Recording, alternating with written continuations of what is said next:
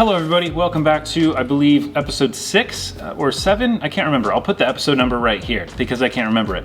Today we're going to go over the in sounds in Japanese. Na, ni, nu, ne, and no. I'm also going to talk about a possessive particle, which is how you would say apostrophe S in Japanese, along with some extra vocabulary words to help you form more sentences. So we're going to learn how to say things like my, their, yours, hers, my mom's, like things like that, and form actual sentences to talk about the objects that we possess. So we're going to get started off with part 1, which is going to be the hiragana na, ni, nu, ne, no, along with some vocabulary that have in sounds in them. So let's head over to the tablet and we'll go over na, ni, nu, ne, and no in hiragana.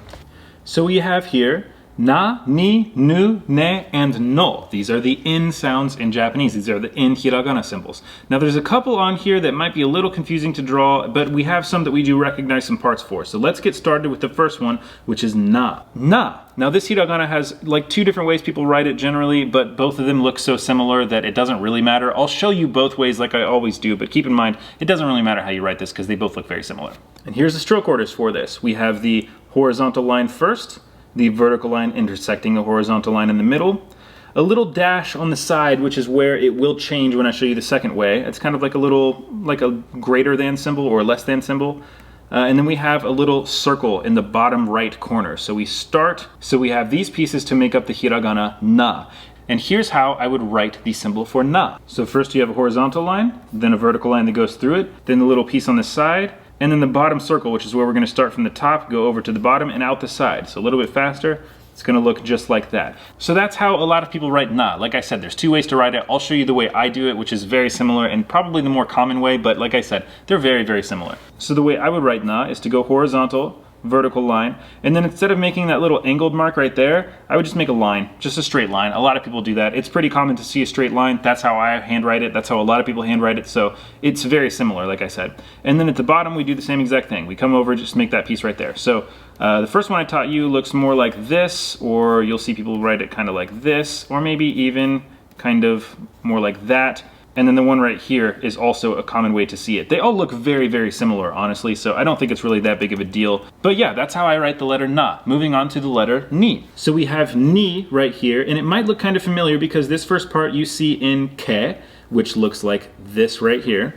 And the second part you see in ta. This part right here, you see in ta, which looks like this. So we're really just combining the first part of ke with the second part of ta to make ni. And here is all the pieces that make the symbol ni. So we have that first part that we kind of borrow from ke, we have the top part that we borrow from ta, and the bottom part that we borrow from ta. Altogether, all the pieces look like that. And here's how I would handwrite this. So just like with ke, we start with an angled piece that has a little tail on the end of it. And instead of making the piece to make it ke, we take the second part of ta, which is the like horizontal parentheses and then the other parentheses at the bottom, just like that. That's how you write ni. Some people write this without the tail, like I've said before.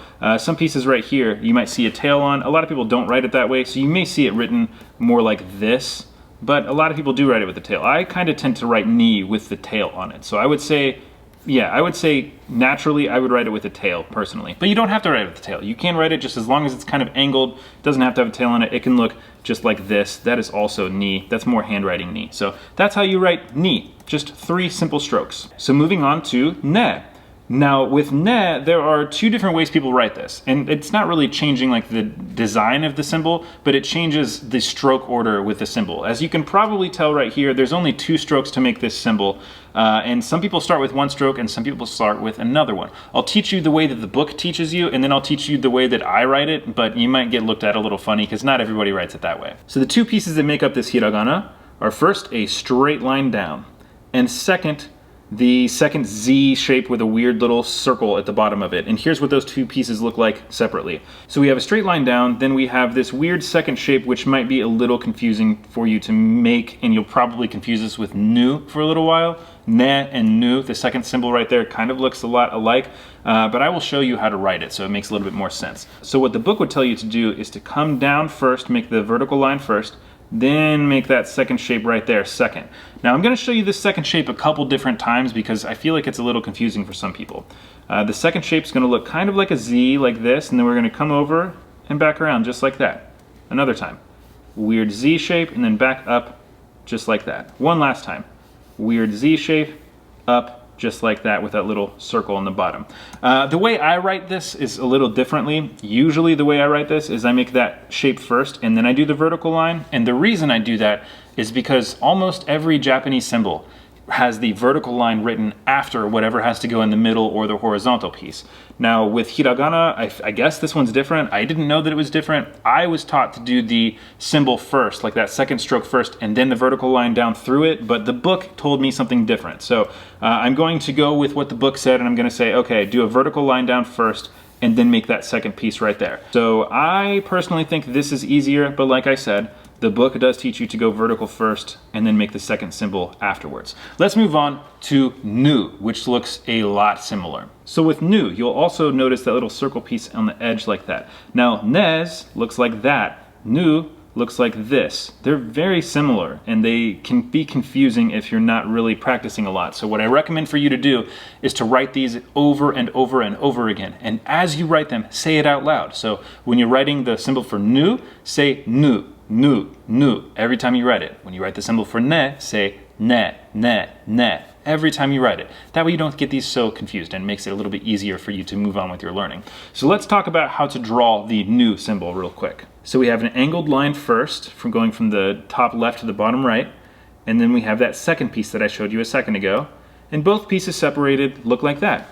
Here's how I would draw nu, although I already showed you this a little bit. I'll draw this a couple times so that you can kind of get the hang of it, because this one is a little difficult. So you're gonna go from top left to bottom right, and then you're gonna start right up here, like almost if you imagine there's like a straight line, you're gonna start right about here, you're gonna come over, intersect, and then make a little circle at the very end of it. So the second stroke, we're gonna start from the top right corner, we're gonna make a loop, we're gonna come back through, and then make an extra loop at the very bottom. So there should be two loops, first loop, second loop. The first one's large, the second one is small. We have the line going from the top left to the bottom right, then we start at the top right, loop, loop, loop.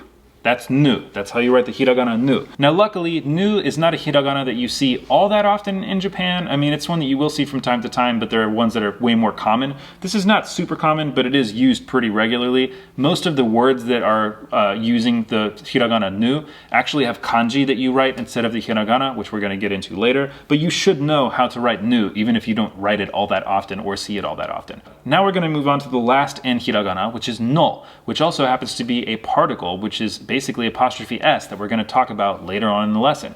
Let's move on to no. No is a one-stroke hiragana, so it should be pretty simple to write and pretty easy to remember. Like I said, it's made of one piece, which looks like that, and that stroke looks like that. I guess the best way for me to teach you no is to teach you how to draw it, because like I said, it's just one stroke. So to write no, you just kind of do that. It's pretty simple. You start with the top corner right here, you move down, you move over, and you kind of make like a circle almost. One more time, top corner and over, just like that. That is the hiragana symbol no. You will see people write this a couple different ways, but it all looks the same. So you will see people write this where they intersect perfectly, you will see people write this where it's very sharp, and you will see people write it kind of like that, but all of those are no. Whether it is this, that, more rounded, they're all no. Now let's talk about some vocabulary words that you can make with this hiragana that you've just learned today. For na, we have nani. Nani means what. So if somebody says something and you didn't understand them, you could say, nani? What? Nani? What?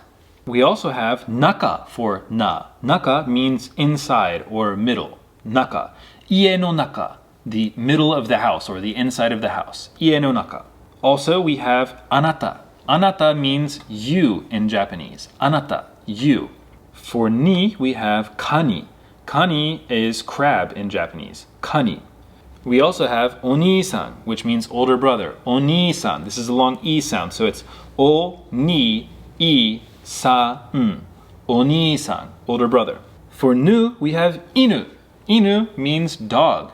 I have an inu. He is a lab and pit bull mix. Inu, dog. We also have shinu for nu. This is a little bit less happy of a word. Shinu means to die. It is a verb that means die. You may have heard the term omae wa mou shinderu, which means you are already dead. Shinderu it's a tense of the word shinu, which means to die. Shinderu means dead, is existing as dead. So shinu means dead. For ne, we have neko. So we have inu and neko, dog and cat. Inu, dog, neko, cat. You've probably heard nyang, cat before. Nyang is actually an onomatopoeia for meow. So nyang does not mean cat. Neko means cat. Neko, cat. We also have onesan. Onesan. This is for older sister. And this is a long e sound. So it's one-e-san. Onesan, older sister. And for no, we have tanoshii. Tanoshii. Tanoshii means fun or enjoyable. Beach wa tanoshikatta desu. The beach was enjoyable. The beach was fun. Tanoshii. And this is a long e sound, so it's not tanoshi, it's tanoshii.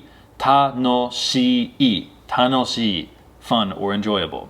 And lastly, for no, we have just the word no, which is a particle which turns any word into an apostrophe s. It turns a word into a possessive word. And we're going to talk about that in part 2. So stay tuned for part 2, where we're going to talk about possessive words in Japanese.